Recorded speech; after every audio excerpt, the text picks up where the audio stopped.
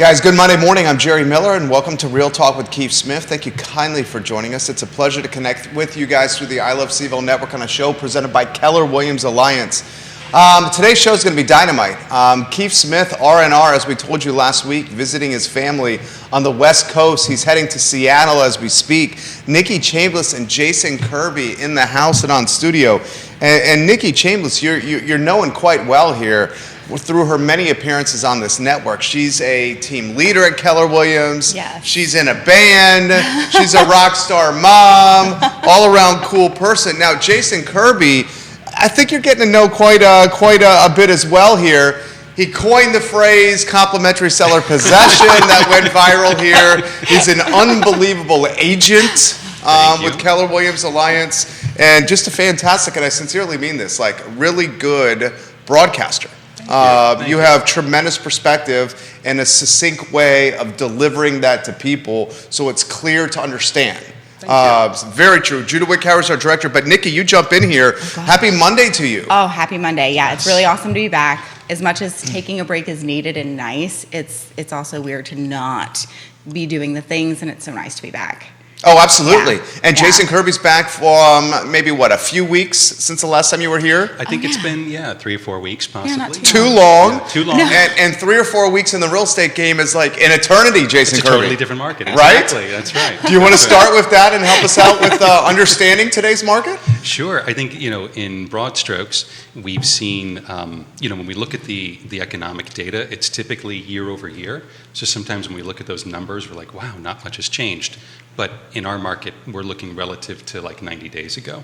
So one big factor is we're looking at about a doubling of the inventory. And that's not necessarily additional homes coming to market. It's just that those homes that do come to market are staying on market a little bit longer.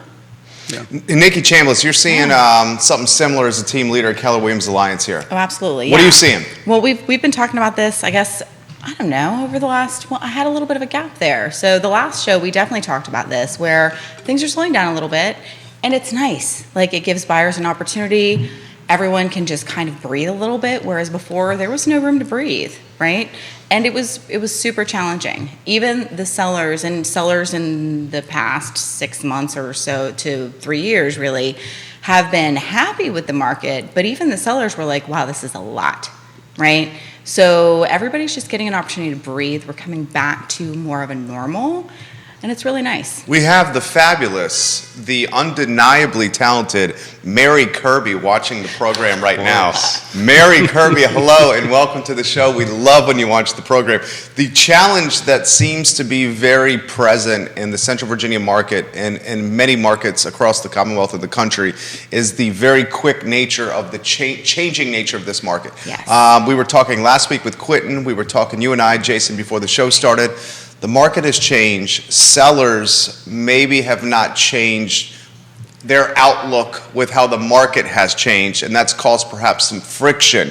Quentin identified this last week, and now it's a matter of professionals, you guys, educating sellers on what's happening. You're right.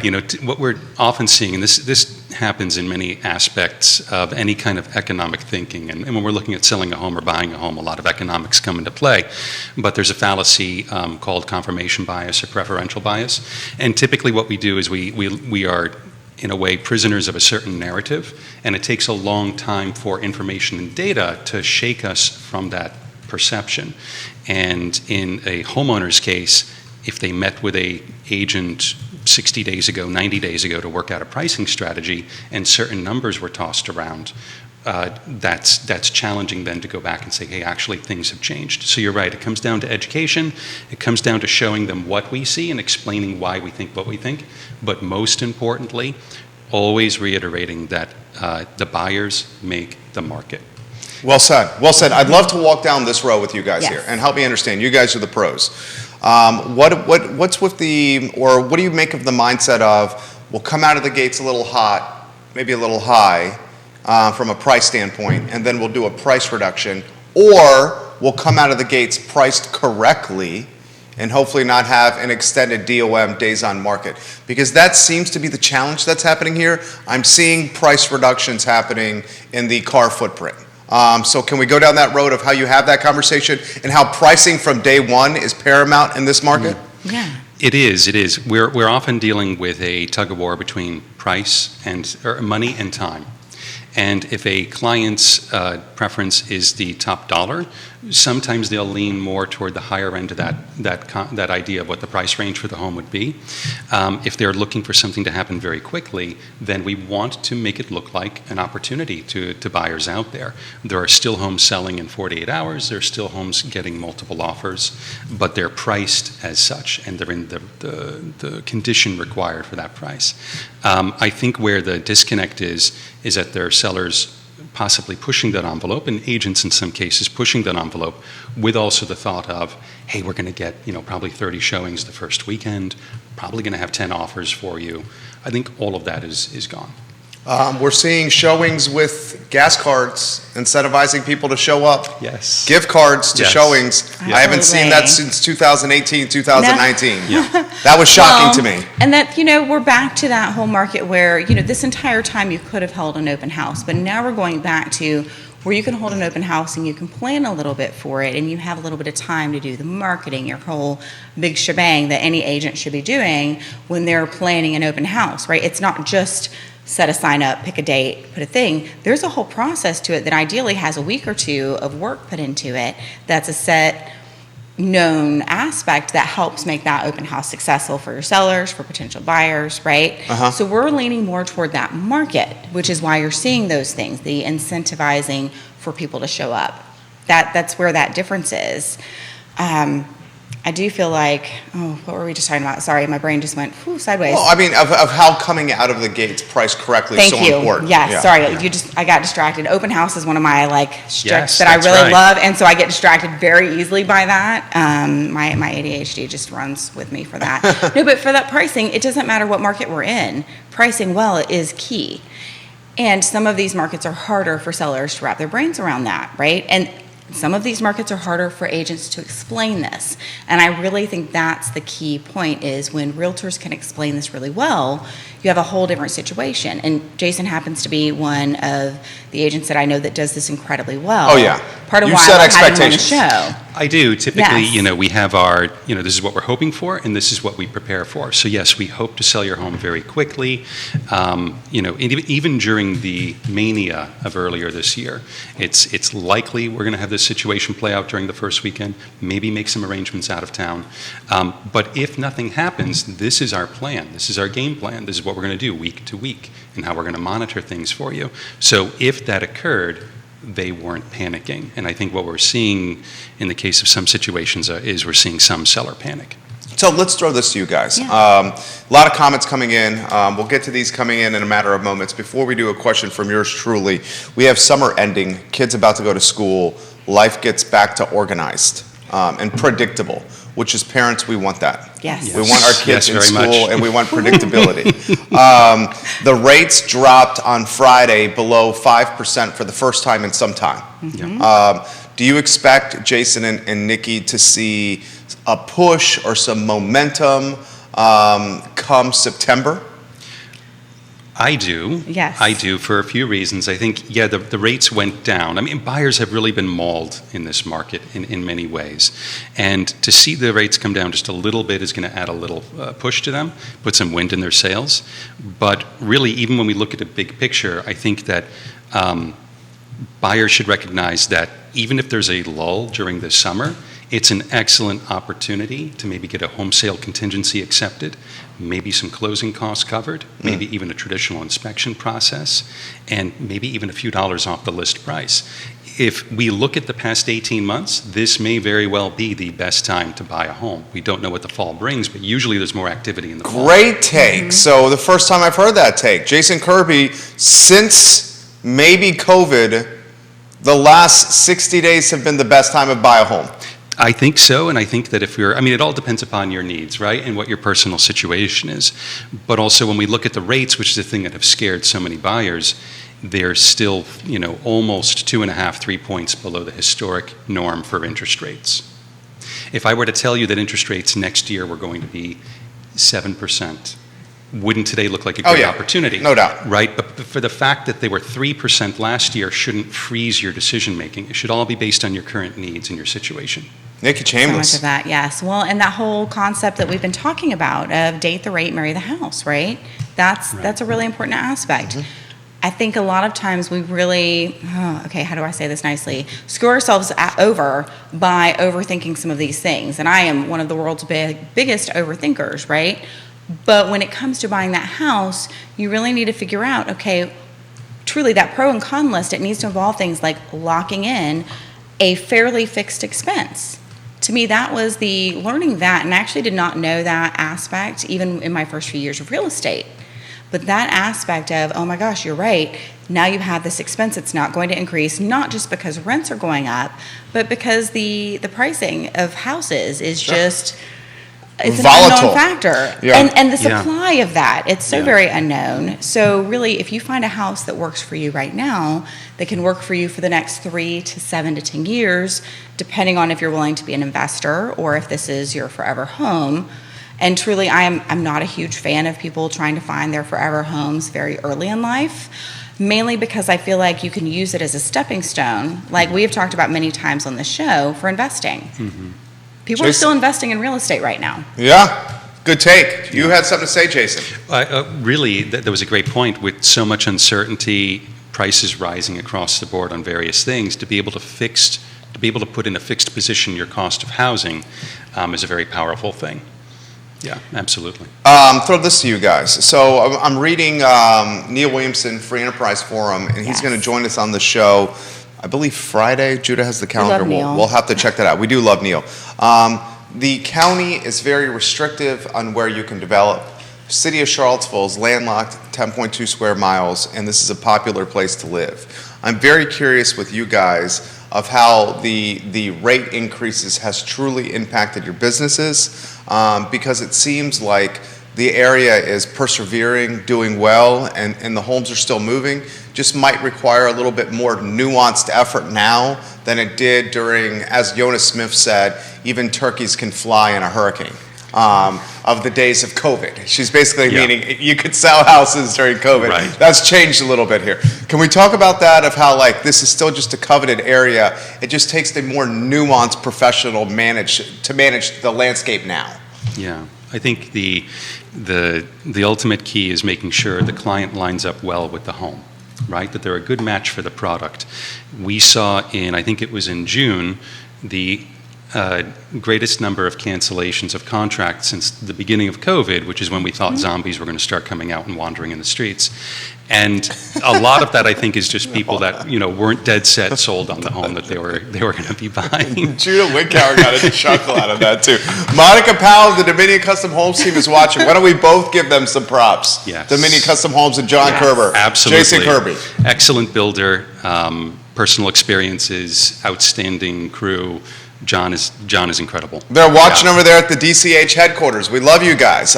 Nikki, jump in here, and then we'll get to comments from Kevin Higgins, from Grayson, from Steven, and from Stephanie. What has been on the brain over there, Nikki Gosh, Chambless? so what's been on my brain really is the whole aspect of being a realtor in this market, right? People who want to buy and sell homes, that's going to continue, and there's always advice that's going to help them do that incredibly well. But right now, being a realtor in this market is challenging, and it's really important to do your job well. I feel like for the last 2-ish years, it's been really easy to be in real estate. For even the last 5 years, which is about how long I've had my license, for 5.5, just over, it has been a really simple market to work in, right? There's still all the things business-wise. You still need to know your information. And really, you can kind of not know and still get away with it in a market where clients are just running to you because they really need a house and they need this one and they need it now and they need it yesterday, really is what it is. So being able to know what you're doing, be an expert, being able to have those conversations with your buyers and sellers. Jason, how many times did you have a buyer not get the house they wanted in these last 2 years? Last 2 years, I'm not sure. So for this particular year, I only had one buyer not get their first pick of home. Nice. For this year. For this year, only one buyer didn't get their first pick, but a lot of that isn't necessarily. It's a combination of factors. Strong buyers. strong buyers, but actually just really, I think, well-prepared and educated buyers. Yes. So even though going out, and some of them were first-time home buyers. That's a humble brag right there from Jason Kirby right there. I credit my clients, but really what they were able to do is take the information from our initial meeting where I laid out the weapons of war, and I was like, these are the things we could do. This is what a winning offer looks like. You may not want to use these weapons, but they are here if we decide you do want to use them. So depending upon their attachment to the home, if it became competitive, they immediately knew what we were going to talk about, how we were going to be strategic, and so they could tap into those and deploy them. And even in one case, we beat out, with financing, we beat out a competing bid that was an endless escalation clause, all cash. And it was just by being tapped into what the seller actually needed and talking with the listing agent that we were able to line up and provide them what they wanted. But by no means was it easy. It's not easy. It really shouldn't be easy. It's a huge decision. Yes, it really is. Monica is saying, yeah. and you guys are going to love this, and then Nikki, jump in here. Monica says, thank you for the shout-out, fellas. Great working with Jason Kirby and the Keller team. So the Dominion team is listening at their headquarters right now on the show. They're wonderful. Awesome. They're really They're wonderful. absolutely wonderful. Nikki, jump in here. Oh gosh, well, part of why I asked that question is because I already know the answer, right? Jason is somebody who teaches in our brokerage regularly. He was on a panel recently with CAR for their education for YPN. So one of the things that I hear often from realtors are all sorts of conversation around things that make it seem like instead of running their business is running them, which is really easy to do in real estate and in many businesses, right? So being able to take a step back and realize, hey, this really is doable. I can do this for my clients. While I'm focused on the realtor right now, that focus on the realtor makes things better for buyers and sellers, right? Because when we have this certain bar of expectation from our realtors, and our local community is really amazing about that, it makes all the difference to people out there trying to sell and buy homes. Johnny Ornalis, hello. He owns El Mariachi and Guadalajara, JPA. He's watching the program now. Kevin Higgins, who's watching in Greenwood, Virginia. That's a suburb of Crozet, if you may. Right. How do you retain clients, Jason and Nikki, after a home sale?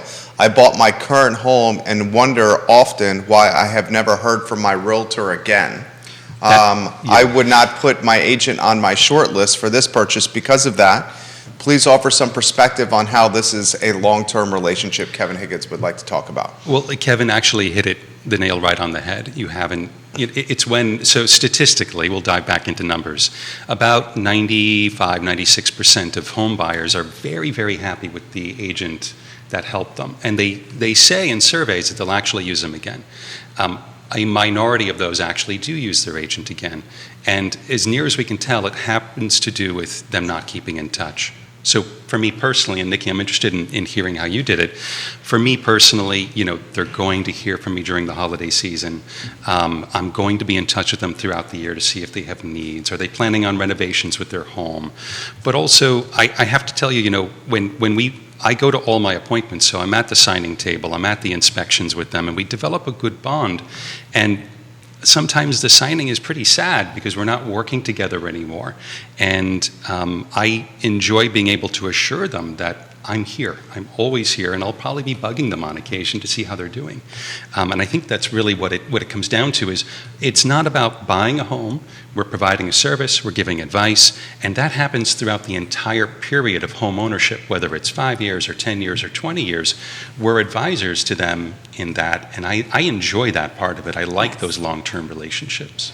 Okay, so I'm going to throw myself under the bus just a little bit because here's the thing. I was one of those realtors who, especially as I transitioned from sales to being a team leader, I've not kept in touch with my clients well enough. And I actually had one recently reach out to me asking for help, and I'm really, really glad they did. But then I realized it had been over a year since we last talked. And that's not great. And it's not easy running a real estate business. And I share that because one of the things that I do is I help teach agents how to do that. And sometimes teaching a thing is not the same as doing it yourself. And I have done things myself plenty of times. And I've also, like we've talked about before, I ran a bookkeeping business. And I will tell you that I ran that bookkeeping business, and the same things that I taught my clients to do, I was not always great at doing myself.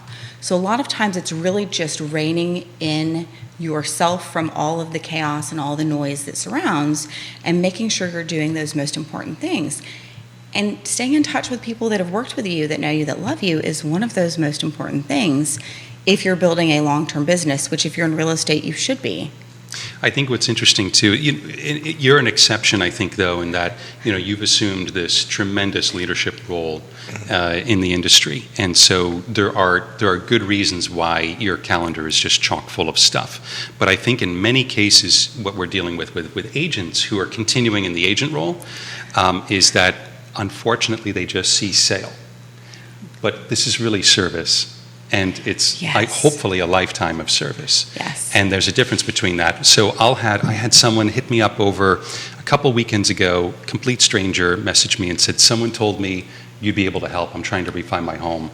There's something wrong with the appraisal.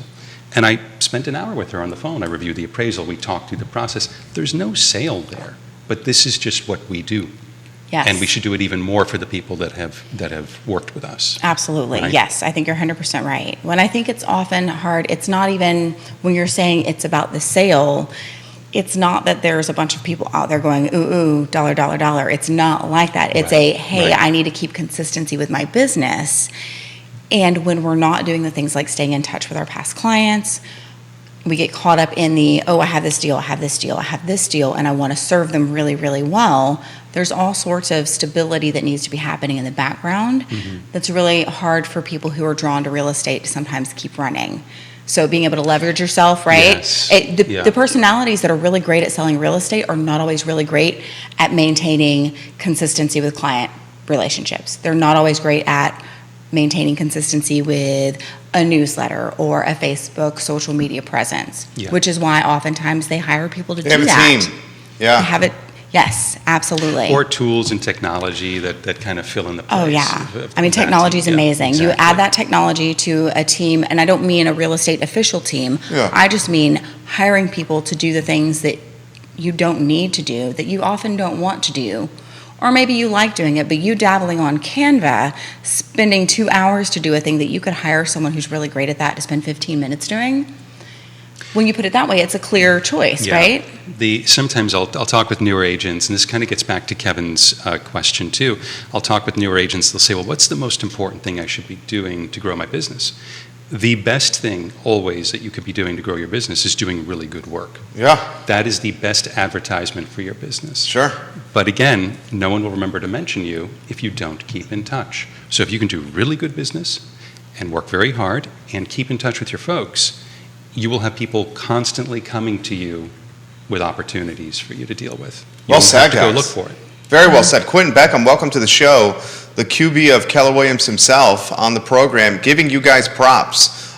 Kevin Yancey, we'll get to you in a matter of moments in Waynesboro. We see Short Pump on the feed, Williamsburg, Lynchburg, Northern Virginia, and some folks in North Carolina on the heat map. This question's a good one.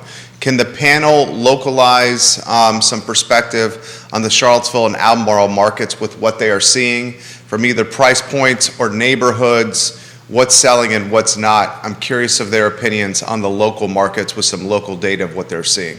That's from Grayson, who watches the show often. So why don't we go open-ended on this one? And Jason, start with you. He wants hyper-local, which I respect and appreciate here.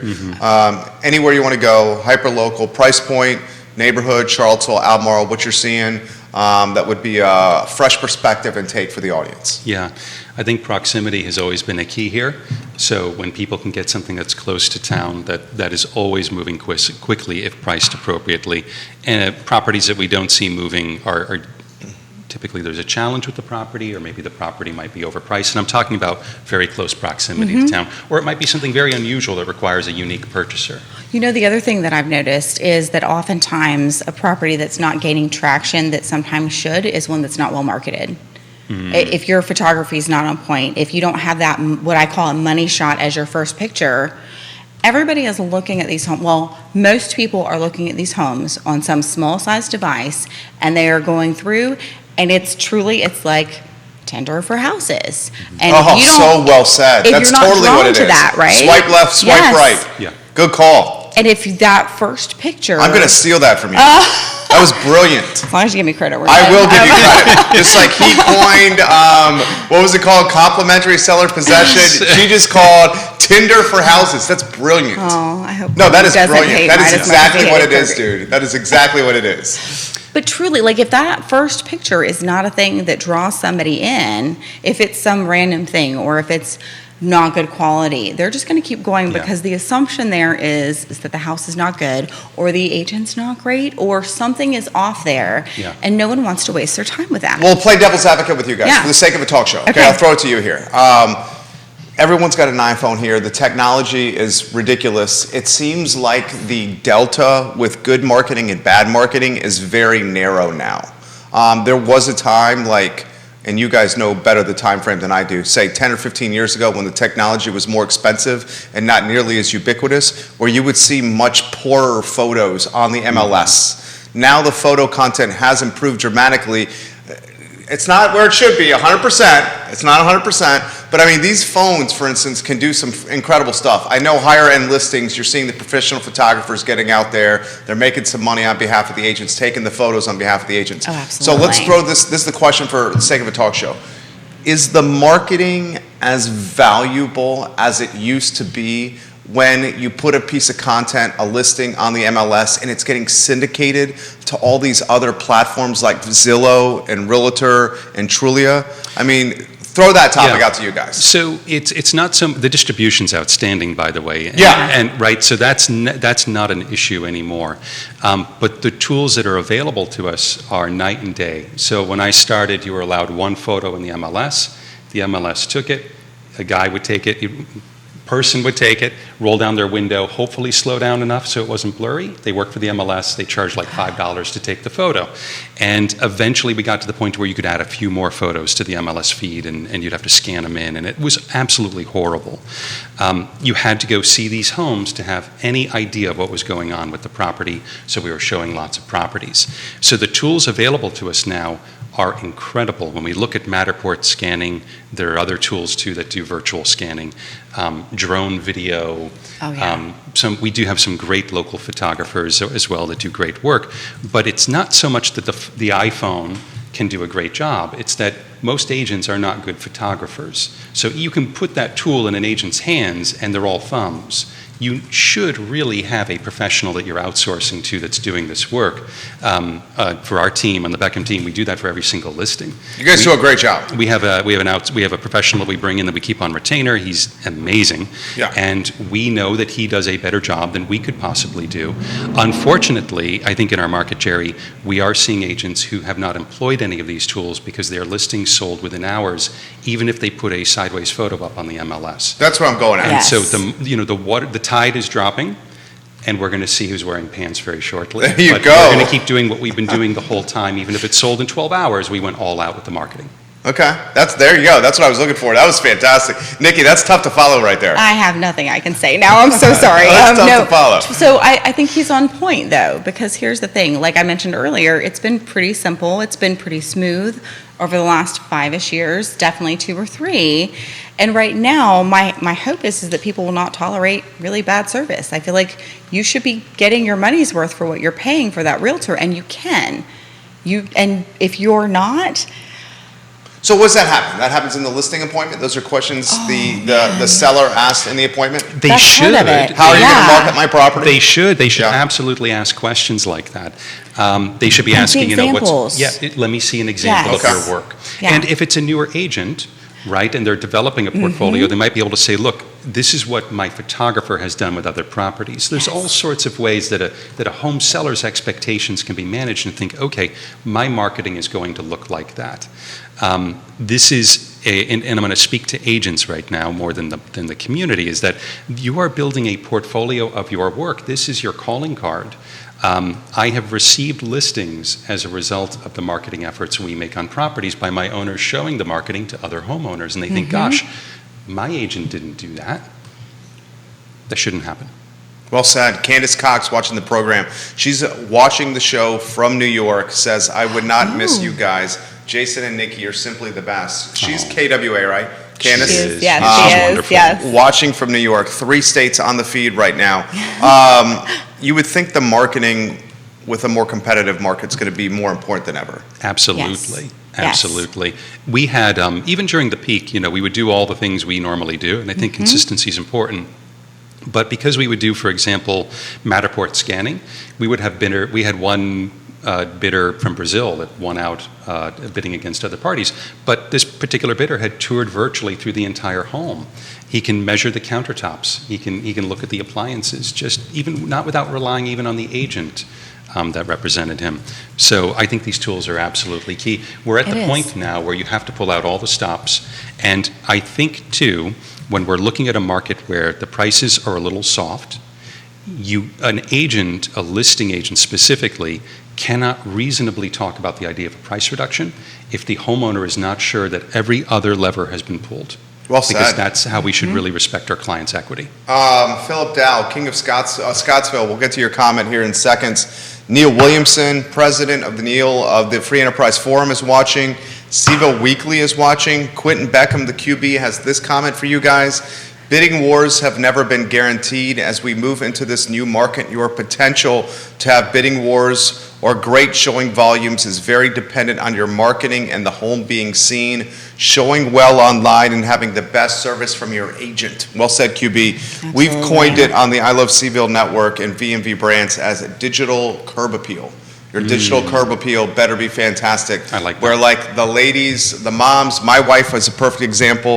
If it doesn't catch her attention in like 5 seconds, I swear she is swiping to the next house. Yes. Oh, yeah. Yes. Literally like Absolutely. 5 seconds. I'm like, well, can I see the inside of the backyard? She goes, no, the digital curb appeal did not appeal to me. And she's doing what you said. Yes. It's like Tinder, which I'm going to steal that right there, of housing. That was brilliant. People are loving this. Why don't we go? Jump in here. Well, so part of this too, though, is that's where having a realtor who can kind of rein that in. I can't tell you how many times I've had a client say, oh, I don't want to see that. I'm like, well, hey, what did you see of this? Because everything that I'm seeing fits what you're telling me you want in a home. Yes, the photography is bad, and that just gives you a better opportunity to compete for this. And this doesn't matter if it was 2 years ago or 5 years ago, the conversation was exactly the same. That's a good take. You're seeing that as an opportunity. Absolutely. But that means having a realtor who's taking a look and knowing what's on the market that might help their clients. A lot of times clients are like, oh yeah, but I'm showing all the things. Sure, please bring me anything you see. I want to know what you're seeing. I'm also on this as well. It's tough to do that, right? Because I'll look, like if I'm looking for myself and I'm going through the photos, by photo 5 or 6, sometimes I actually feel depressed. And I'm like, all right, I'm not going to go look at this home because I'm just going to be depressed when I go look at this home. That's my wife to a T right there. Well, but you really have to be able to, and it's different when you're looking for yourself. Now you're very similar to one of those buyers out there, and that's where having that trusted advisor who can kind of step outside of the situation. I'm not buying this house, you are, and I want the best situation for you as the buyer. Yeah.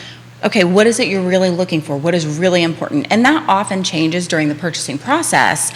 And being able to know from the beginning what they think they're looking for helps me be able to weed through that, right? We should not be out showing 1,000,001 homes outside of the rare exception of someone who really doesn't have it narrowed down. And ideally, we're going to be able to narrow that down way before we step foot into a house. Yeah. A curious strategy question for you guys. What if the home the home doesn't show great? Do you go the strategy of a couple of photos to get people to see it in person, less is more, or do you still roll out the entire gambit of pictures, 20 to 25, for the photo slideshow on the MLS? So you see both strategies. I have. Do you have a comment? Well, so first, you said 20 to 25. I can't tell you how many listings I see out there with I don't even know what the max number is. I've seen 50 to 60. Don't you think too many photos is too much? It is way too much. I think it's 74 is the limit. 74? In our local market. There are very, very few listings that should ever have 74 pictures on them. Amen. And the way you lay out your pictures is important. Remember, you're drawing someone in. If you're not walking them through a process that they want to participate in, they're going to stop either before picture 1 or by picture 5, they're bored and depressed and like, oh, I can't even. So there's strategy to all of this, and I don't think enough people factor that in. So do you go digital curb appeal first, outside, the drive-by, you're walking up to the front door, you're seeing the house first? Because that's generally the strategy taken. Yes, and it depends on the house. It depends completely on Big the house. time. But I'm not going to do 15 pictures outside when that's not really the main selling point, right? Yeah. But I am going to start with an outside money picture, right? Yeah. The Right. money shot. Yeah, your hero pick in advertising is what it's Yes. called. Yeah. Okay, Yeah. nice. And The hero pick, yeah. And, buyers will think through, we want the photography to, in general, right, your typical fairly standard Yes. property, we want the photography to resemble their experience when they arrive at the property. Something from the curb, Yeah, right, something closer to the door, yeah. something on the inside, right? And then maybe we go, typically buyers will want to see common spaces, then bedrooms in a particular order. Yes. And then we're going to go right back outside and look at features. I on like the it that outside. way. That's exactly yeah, what I do. And there's a reason why. Yeah. It's just how we psychologically are Because you're like, wired. visually, you're like walking Right. through the house. But if Yes. we have a condo, for example, and a picture of the exterior of the condo community will not be attractive, nor is it really relevant. So we're going to start with something that's relevant on the inside. There might be something spectacular about a given home that has a more less spectacular curb appeal, and we want to grab attention. And so on occasion, we'll start with an interior photo as being the primary. And I've done that with Like a sexy kitchen. yeah, even Yeah. detached homes, I've done that, had people freak out and all line up to go see the home. And they're okay with it because they're not too worried about the curb appeal. So I think, yeah, it does depend upon the yeah. home, but there's a certain way we expect things to How about the flow. home that needs TLC and doesn't photo well? So if it's priced right, I think the photos should depict what people are going to expect when they get there. It's when we overpromise and underdeliver in the marketing campaign that we get lots of negative feedback. The kind of feedback I want if I have a listing that needs some work is, hey, Jason, my clients see the value. And they're only going to go see it if they recognize that this is a property where they're going to put in some sweat equity, maybe they're going to do a renovation loan on it, or they're just going to, they're going to paint it and be fine and happy. Exactly. It varies. So it really does depend, but I can have our photographer make a room look twice the size as it really is. Oh, yeah. I never want that to happen. Right. Ever. I want all expectations to be managed. If it's going to be a home that's going to be a bit of a fixer, I want it to look like the most attractive fixer on the market. And that's it. Absolutely. Well, and going back to the whole iPhone situation, there are two extreme sides of that, right? You have pictures that we talked about earlier that are sideways or blurry or really bad quality. That's just like, Fishbowl. who Yeah. took that? But then the other extreme is when you have photographers that are professional that go a little too far Yeah. with really great intention, right? But obviously that fridge is not It's the like size the of a wall. filters on Instagram. Yes. It is. You know what I'm It's saying? worse Yes. than the filters on Yeah. Instagram because Yeah. sometimes the filters are believable even when you're an alien, more so than some of the things I see on the MLS. Have you right? seen me wake up in the morning? Okay. No, I Those haven't, which is why filters. Instagram's believable. I'm just saying. I No. don't look like this in the morning. Dude, this is like a mastermind on marketing properties over here. I love where the show has gone here. Neil Williamson's got some comments. You have 5 brokerages on the feed right now. That's awesome. Let's go with Yes. Neil. Should winter sellers take photos in the summer? And he's asking for a friend. Wow, someone might pick up some business here. Should winter sellers take photos in the summer if you're thinking about coming on the market Q4, Q1? It's a great question. I think so. I think so. They don't have to be professional.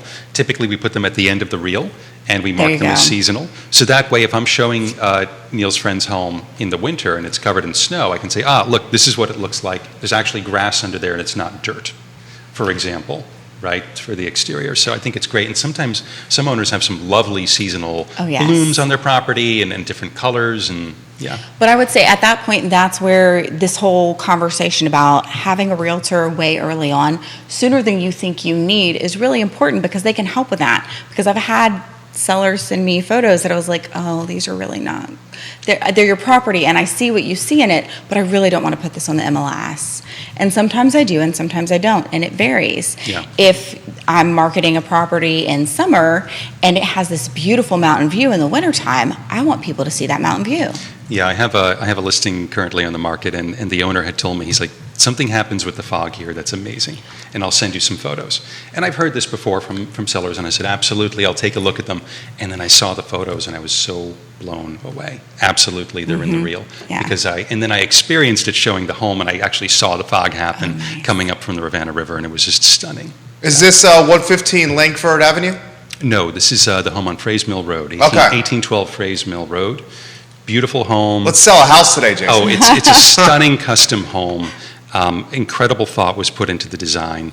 It has just It has access to a creek running through the property with shoals and rocks and incredible pool, tree house. Oh, yeah, It's this is just the a one with the beautiful tree house. property. I could Views- live in that love tree tree house, I'm house. just Yeah. saying. Yeah. No, Views- this is not just your typical tree house. Some of the I best. get yelled at by my wife. I go to the treehouse. I Yes. think this is great. You Some of might the just want to best have views. internet and a TV set up there. Yeah, some of the And a best views I've decorator. ever seen. That Paul too, McCarter. mini fridge.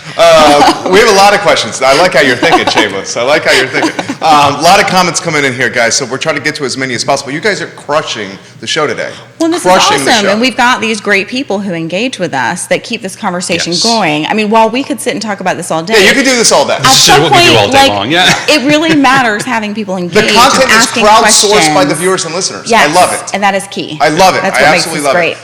it. So let's go to Philip's comment. He's watching in Scottsville. Philip, I'm sorry I did not get to your comment sooner.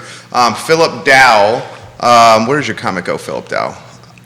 I'll find your comment, Philip Dow, here in a matter of moments. Before I do, I'll go to Paul McCarter Yes, of Avenue. I just saw that. Have to He's on balance point. really nice pictures and overly enhanced or misleading pictures.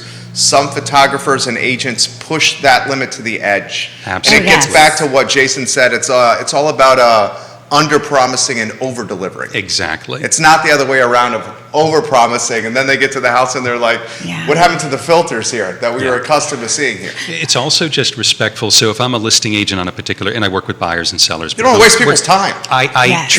treat those buyers agents like my customers that walk into my shop, and I do not want that to happen. I think that's a disservice to the community. Well said. Philip Dow, here's his comment. Not sure if you agree, but my realtor told me when buying land, and buying land is the most important, he says.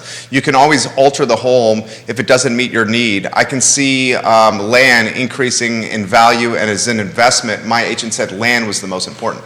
You buy that here? Especially in this market of subs and remodeling being so expensive and very difficult to find here? I And think- the time? Well, what's the purpose? I think that's exactly what Right, it comes what down are you to. trying to do? And what is the nature of the land? Yeah. I have a client who has some land, and she has it on multiple agricultural programs, and so she receives an income in spurts, but it's all part of her strategy, and eventually the land will be totally paid off. That's one strategy. But if we're looking at speculating, it's much like any other investment you could pick up out there. It just all depends, and my crystal ball's been broken for a while. Well, but also truly that whole, the last show we had, oh no, what was her name? I wrote it down and I don't have that in front of me, who was asking about her very specific situation and had a family member living in the home, right? Which we didn't know at the beginning of the conversation. Right now, there is way too much unknown. Oh, that was, It's so general. Was Karen? Was it Joanna Mackey? Thorpe, maybe? No. Carol Thorpe. Carol- Mill Creek.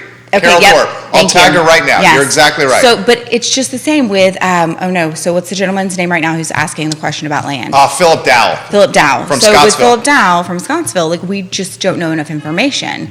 So on the surface, sure, that sounds like great advice. And it all depends. That is always the answer when we don't have enough information, is it depends, because it does. Some land is not valuable at all because it's just positioned poorly and it's just the worst piece, but that's not most land. Yeah, it ultimately depends on the purpose, and there are some homes that cannot be changed the way homeowners would like them to be, and they have to go get different homes. So Yeah. there are no necessarily any hard and fast rules, I think. And I think in general, from people I've talked to who do like to invest in land, their main key tenet is to buy in the path of growth. Yeah. Right? Yeah. Always. And a guy who's done that very, very well, Wendell Wood, United Land Company, the largest landowner in Albemarle County, guys. No coincidence, he's got a mansion on top of the mountain overlooking Central Virginia. The man is doing well. More comments coming in fast and furious here. Let's talk local markets. This is a follow-up from Stacy to Grayson's comment. Can you guys talk about which local markets have gotten soft or softer than they may have been? We can go multiple ways on this. We can either go price point or distance from epicenter of employment. I would think both price point and the further out you get will impact softness, if you may. It's a good question. I think it's too early for a good answer to that question, because even though we've seen inventory double, it's still 1/3 the inventory we need to reach a balanced market. Well, We and have why 2 has it months doubled? supply. I mean, truly. Just homes sitting out a little It's bit more. because days on market is a little longer. But I wouldn't say because a home is selling in 31 days instead of 1 day, that we've got It's got not something. scarlet letter. It's Oh, not, gosh, and yeah. not to the point to where we can look at communities and think, oh gosh, this community is not as hot as it used to be. I'm not seeing any specific red flags anywhere on the map. No. It's just, again, anything priced right in decent condition is going to sell. Well, the easy answer is it's all softened, and it's not that simple, right? Right. It's, Yeah. that's very, and I know that you were asking for more specific and neighborhoods and that kind of thing, but I think you're right. I think it's too early to really gauge much on that. Yeah. Keith Smith and Jonas Smith are in San Diego watching the nice. program right now and saying very good morning early to there, yeah. Jason and Nikki and I on the program. Good morning, Smiths. We hope you guys are enjoying sunny San Diego and your trip to Seattle here on the near horizon. Can I say this, and maybe you guys will disagree, and if you do, please disagree. It seems to me that the jumbo market, and what's jumbo now, Judo? Is it high I think sixes? it's high sixes and over, I believe. Okay. Yeah. It seems to me the jumbo market's gotten soft, and it seems to me that $1 million plus 1-1 is definitely staying stickier than ever. It's quieter for sure. Quieter. That's a better for word. sure. But we're coming out of a phase when maybe things were selling quickly. But prior to that, it was not unusual. That's a good point. It was not unusual for anything between 1 and 3 million to have larger properties Oh, and yes. 18-month on average days on market. That's a good point. And they would sell for close to list. So yeah, it's different than it was. But again, I don't think it's necessarily. Yeah, and in that previous California. market, it was different because it was a matter of waiting for the right buyer for that specific property, because oftentimes in that price point, the property was unique in one way or another. Whereas over the last couple of years, it's been very different. Prices have increased, inventory decreasing, to where it's like, okay, I just need a house and this will do, or this will work, or I'll alter this or that wall will come down, right? There's so many other factors being considered now that were not before. And I think too, in that price point as well, we're often working with clients who have many options in front of them and not hard needs in many cases. So if we have a lot of uncertainty in the economy and they just want to see until things become a little bit quieter, maybe one land war in Europe short of what we've got right now, people are more committed to making long-term decisions like that, especially if we're dealing with second home or third home buyers Oh, yes. in that price point. They don't necessarily have to make a move. Patricia Irby watching the program right now. Patricia Irby, welcome to the show. And KWA is representing today. And if you've seen Patricia Irby hit a tennis ball, watch out for that forehand. She is Yes. a force. Oh my goodness. Very talented tennis player. All right, how about this question for you guys? Rates have gone down. And as Jerry said, the students are going back to the summer, back to school from summer very soon. Does the panel think that the fall will look anything at all like the spring, or are those days behind us? What do you think? Well, so I don't think that in the past that fall really looked quite like spring. It picked up from like a summer lull, but saying it looked like spring is a little bit of a stretch, right? I know what you mean, and I just want to be really careful with how I communicate that. Do I think we're going to have a little bit of an uptick with activity? I do. I think that people are going to come back from taking a break over the summer. They're going to get kids back in school. They're going to take some deep breaths and going to be like, okay, let's pick up where I left off. And that's not going to be everyone, but I think it's going to be enough that we're going to see that difference in the market. We have, This fall's going to be like fall 2019, it could very well be. right? And Not There's a fall lot of potential 2021. I hope Yeah, no. so. Yeah. I hope it Yeah. does. Yeah. And I hope it does not look like the spring. When talking with buyers, I think there's a lot of fatigue just in terms of prices rising in general. And again, we're going back to preferential bias, but there's a new narrative now for buyers. It's very different than what maybe sellers are experiencing. But they're going to be less hesitant, I think, to do the bidding they kind of did in the spring. For good reason. And, Yeah. and it's a different Yes. market. So I just hope it's not like the spring. Again, the past 2 years have taught us that what we really hope for does not matter at all. And so we're prepared one way or the other, let's put it that way. Carol Thorpe watching the show. Nikki Hi, Chambless, say hello to Carol. Hello. So good to have you back. Yeah, Carol Thorpe, you mentioned, we I love when you know. watch the program, Carol. All right, guys, so why don't we throw this to you guys here? Do we see, we get this question a lot, and we got this question on the feed here. Waynesboro, the outer counties, Augusta, what's your take here? Are we going to see softer markets out there because of the drive? We've talked price. We haven't highlighted distance so much here. Buckingham and Waynesboro were in fuego. Do you still expect that? It depends on the alternatives buyers have. If they can find homes closer into town that are reasonably priced, then yes. If they cannot, which they have not been able to, it's still a tight inventory, then no. Though those markets may be just continuing on their uptrend.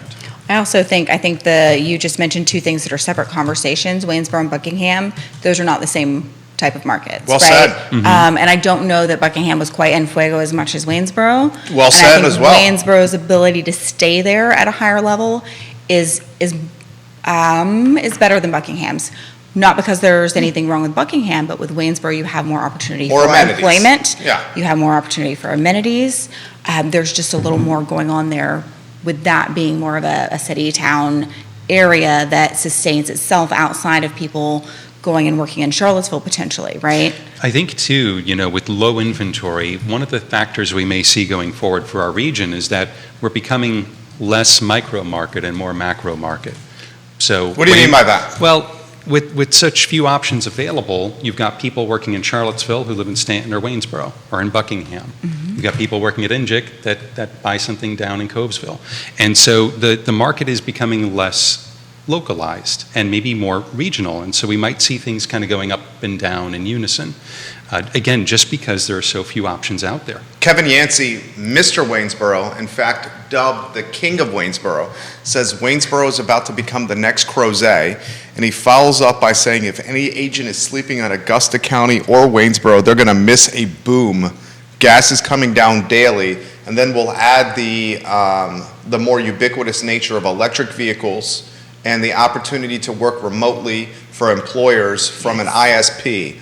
All tailwinds for Augusta County and Waynesboro, and why we think those markets are going to do well. Are we missing anything here? I don't think any of us are knocking Waynesboro. If anything, we see the growth heading to Augusta and Waynesboro, we right? do, and I don't know agents regardless of where they are in our region, that don't work there. Everyone. You had to. Everyone goes. I mean, it's Yeah. only 30 minutes, 25, 30 minutes away. 25, 30 minutes. It's actually it's a beautiful drive. And that was birthed during COVID. You guys had to expand the footprint, right, of where you were doing business. Well, our particular depends. team was always out there. Okay. But I think Yeah. more agents started to go out there that hadn't gone out there before. We always recognized it as a tremendous value.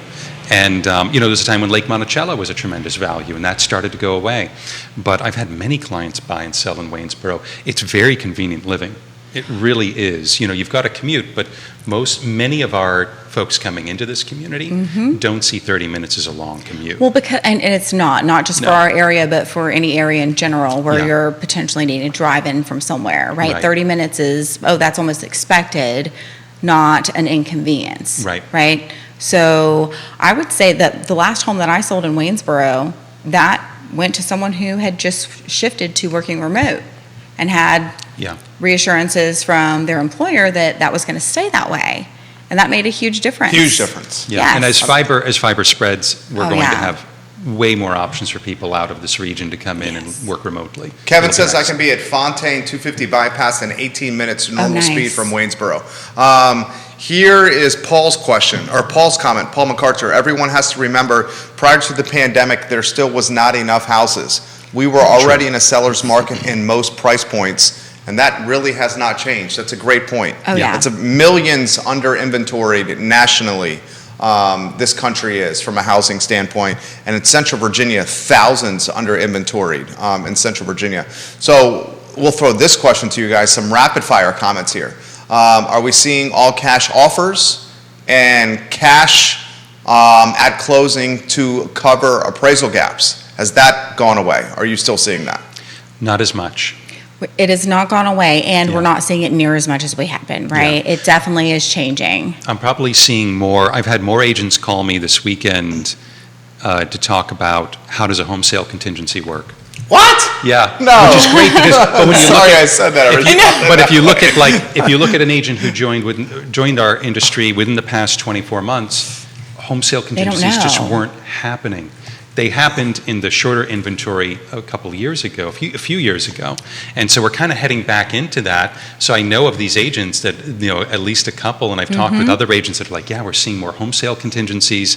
I'm seeing more of the normal stuff than I'm seeing of the crazy bidding stuff. Well said. Again, it could be anecdotal, but yeah. Nikki. Well, and I think what you just mentioned is really key. The fact that we have this whole group of any agent who joined in the last couple of years, or who maybe was not active but decided to be because of the market, that don't know some of these aspects. And it's really important that you get yourself educated, right? This isn't something that you can just decide, oh, it's okay, I don't know, I'll figure it out.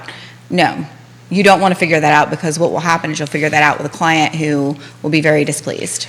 Here's an interesting question. Kelsey's watching the program. Kelsey, where are you watching?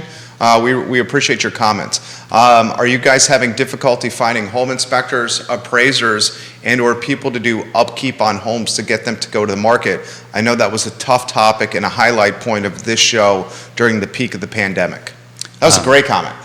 Yeah, inspectors and appraisers are already on standby. Again, that has to do with the shrinking of the market, transaction-wise, that we're seeing. So they're already in that nice aspect of that, is that deals can be done very quickly with financing. When it comes to people to do work, that has been a problem for a long time. Yes, it's challenging. It's talking about the definitely, handiwork here. yeah, Yeah. absolutely. During this time, even in the last 2 years, it has been very incremental in making decisions. Yes, a lot of things went without question, and part of the next steps was, ooh, who am I going to get to do this project? The walls I was talking about taking down earlier, right? Right. All of that work has to be done by someone, and we have a shortage of people to do that work. And it's one of the conversations that comes up on the show kind of often, with encouraging people to get into the trades, right? Yeah. We had, with the building you guys are in, we needed some electrical work done. And we reached out to a couple electricians, and they said, we're not going to come for 3 hours of work. Yep. Exactly. Literally, Yeah. that's what they said. Yeah. I was like, okay. Usually what we're finding is, because we'll have these lists of people that we often recommend. Yeah. Right? And that list changes over time, of course. People come and go from the trades and go up and down in quality and desire to show up. But I usually will have agents in particular markets and areas that I'll text and say, who are you using right now for stucco, for example? Just yesterday I needed someone, and multiple agents gave me names, and it was great. So just networking with fellow agents and people you know is the best way to get a hold of good quality people, always. Absolutely, yeah. You guys crushed this. I love doing the program with you guys. With so many agents watching here, give a message to, and buyers and sellers potentially, give a message to those in the community watching. Today was a great show. Oh, okay. I'll go.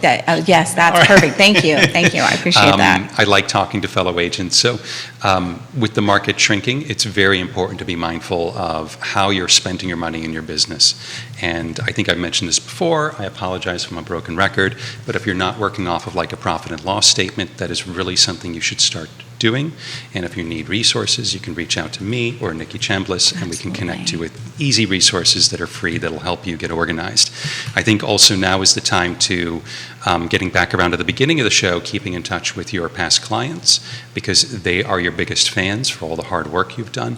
And I think it's a good time to ask yourself, what is your brand? How do you distinguish yourself? And hopefully you're in a space with a brokerage where your personal brand matters, and it's not just in lockstep with a more conformist, larger image that's being pushed on you. Absolutely, yeah. Well, and to follow up, like that whole aspect of the P&L, right? What is your business plan? Right? How many years have you been in business, and how often do you take a look at what your business plan is? You should at least have an easy go-to one-pager that you can look at and evaluate and see if you're on track and on point. And what are the steps that you're taking consistently, very intentionally and strategically, like we keep talking about, that are going to get you to those numbers, right? That's really, really important, especially as we've talked about most of this show, the expectation of delivering to buyers and sellers is higher. It needs to be higher. Yeah. It should be. Yeah, it should be. It should always be. Right. I think for agents as well and just the general public, an excellent book I highly recommend is Why Smart People Make Big Money Mistakes by Gary Belsky and Thomas Gilovich. It's basically just a collection of economic fallacies, how we think through them, how we combat them and deal with them. I mentioned confirmation bias earlier. Another one is price anchoring, when people are stuck on a particular number and can't shake free from it. How do we talk to someone like that, and how do we avoid doing things like that? Agents and the general public. Absolutely. It's a great book.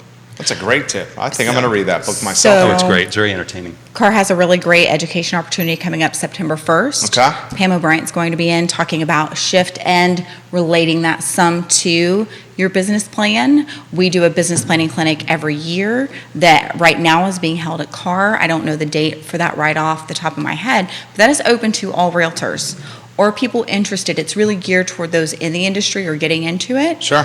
But it's going to hit, even before I was a team leader, that was one of those things on my list to go to every year. I'm going to take away something different every year that's going to help me increase and up my business and do better and be more on track. So these things are really key to participate in to keep things going well, right? We don't want to become stagnant. You don't want to end up in a spot where you're like, oh, I'm not doing these things. Yeah. Should I be? How did I not know? Yeah, and she's Right? a great teacher. She's seen everything. Yeah, Here's truly. a great. This is a tough closing topic here, and the only reason I'm bringing this up here is because I'm generally intrigued. I should have probably saved this for a different show because the show's going so darn good here. This is a question from Laura. She says, with the market becoming so tough, do you expect less competition in your business? And both of them, both Nikki and Jason and KWA, they do a hell of a job of preparing their agents and giving them this foundation for success. So they're really primed for growth and success, the team. But I'm curious of that topic. And I'm very curious with you because you're a Okay. positive guy here. But I think the realists would say that you're going to see some competition erode from this market. Yes. To answer her question, yes, I think it is going to be a tougher time for agents going forward because before business was just literally falling in our laps, right? Yes. And if you had a beating heart and you had a cup of coffee, you could go all day doing plenty of transactions and helping lots of people. But I think that we're going into a period where we're kind of going back to the way real estate was before then, where you need to kind of go out, be a good advisor, work hard, and be a fiduciary. So what we're looking at, though, is we have about a 15% reduction in the volume of transactions that's going on. That's less food on the table for the amount of agents that have shown up to sit down and eat. So yes, I think we are going to continue to see that trend, and I think we will see fewer realtors in our business next year this time than we see this year at this time. I think what's really interesting, though, is when I look back at the numbers during the last Great Recession, when we saw a major contraction. I was not a KW agent, but if the market went down, I think the market went down 20% in terms of transaction and volume in general. Keller Williams increased its agent count by 20% during that time. It is actually tailored and designed to weather storms. The whole system, the programs, the education, none of it changes in a down market. We've also been very focused on just being proactive in education and training and helping Yes. other agents. So if there's an agent experiencing trouble, we're on the phone with them, talking with them and helping them through their problems. So there's a lot of, I think, camaraderie that lends the emotional power to get through this phase. Oh, big time. Yeah. And I think, too, if you're an agent out there and let's say you sold, 30 homes last year and you can sell 30 homes this year, if the market has shrunk 15%, your market share has actually grown. And so the idea is at least tread water, keep your chin above, power through, and as the market comes back, there are many more people that know about you and you're answering the Absolutely. phone. Well, and I think said. that competition aspect that she's asking about, yes, I think the competition is going to be stronger. It's not going to decrease. And I feel like what she's asking is, will there be a smaller number of realtors? But I do believe that question is separate about then whether or not we're going to have more competition. Will the number of realtors decrease? Probably. It would be very, very surprising for that I'll not even to. say this, and I'll say this, you guys don't have to say this. Okay. And first we'll welcome Ashley Butler to the program. I believe she's CMO of Carr, Yes, hello, Ashley. marketing director. The number of realtors in Carr probably needed to shrink. And that's me saying that, not you guys. I mean, there was like 1,200 or so. There was too many. There's too many. It's often the Yeah. predictor of a change in the market. Yes. Right, when you start seeing too many, Yeah. and then like we need to see, you guys have coined the O shift. We need to see a shift happening. And to say it's going to be less competitive, there'll be fewer other agents out there. Yes. But probably what is going to happen is the agents remaining are actually the most competitive, competent agents you see. The in best. market. Yeah. So it's not necessarily less competitive or easier by any means at all. The talent Yeah. rises to the top in a market that Yes. holds people accountable, and that's what's happening. It's a top-heavy industry where about 80% of the business is done by like the top 20% of agents anyway. More people will be playing in the major leagues is what's going to happen, right? It's just going to be, that's the shift and should be for where our agents are. It's a great way to finish. You guys crushed it today. Thank you. Seriously, this was dynamite. Jason Kirby and Nikki Chambless, Keller Williams Alliance, well represented today on Real Talk, guys, on a Monday. The entire show, I thought the show that really offered a lot of value proposition was the 20 minutes or so that we talked about marketing a listing in a tough environment. And that was at the middle part of the show. For the agents that are watching, I think you guys would find that very fascinating and enlightening. But the entire show is archived at realtalkwithkeithsmith.com. The show is powered by Keller Williams Alliance and a host of trusted advisors, which you see on screen on the bottom. Judah Wickhauer should be highlighted as well. He's the director and keeps us online. The I Love CVille show is up in 1 hour and 6 minutes, guys. We will see you then. And props to Nikki and Jason for a job well done. Thank you. So long, Thank you everybody. so much. You guys crushed it. Jason, you're dynamite. Nikki, you too. Well, and I'll be back next week with Carrie Briggs. Fantastic. So, it'll be exciting.